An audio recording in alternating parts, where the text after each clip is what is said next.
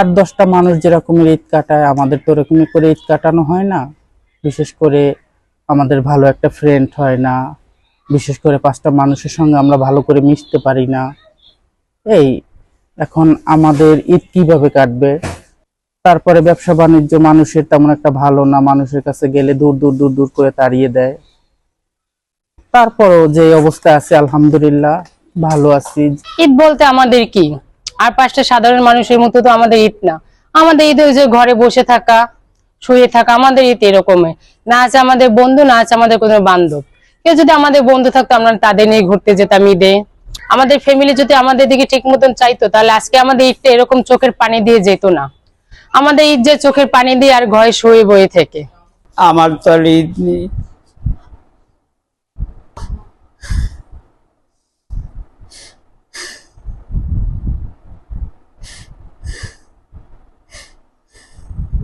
আজকাল কিচ্ছুই নেই, অনেক কিছু ছিল নেই আজকে।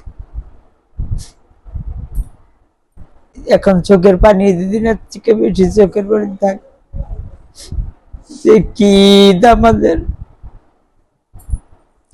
আর পাড়াপড়শি বা পড়োশি কেউ থাকলে একটু সেমাই না দেওয়া যায়, তাই আমরা খাইয়া বিসমিল্লাহ করে খাইয়া বলি, তাই এটাই শুকর আলহামদুলিল্লাহ।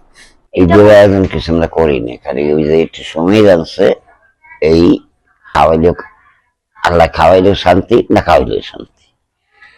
জীবনে বহুত খাইছি আর বহুত পড়ছি, তো এখন বুড়ো হয়ে গেছি। বুড়ো হয়ে গেলে তো মানুষ অচল হয়ে যায়, অচল হয় না।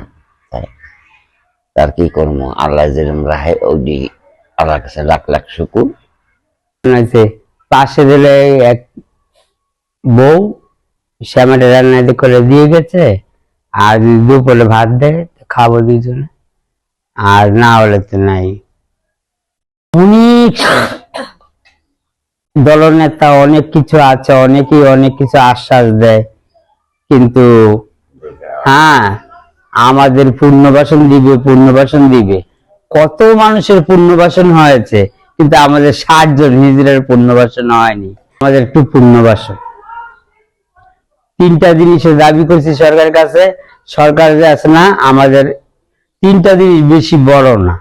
একটা হলো পুনর্বাসন, আর একটা হলো আমাদের বাতাটা চালু করে দিবি 600 টাকা করে। 600 টাকা মানুষের একদিনের বাজারও না, আর আমাদের 1 মাসে 600 টাকাই যাবি। আর আরেকটা হলো যে আমাদের কোঠাটা চালু রাখো।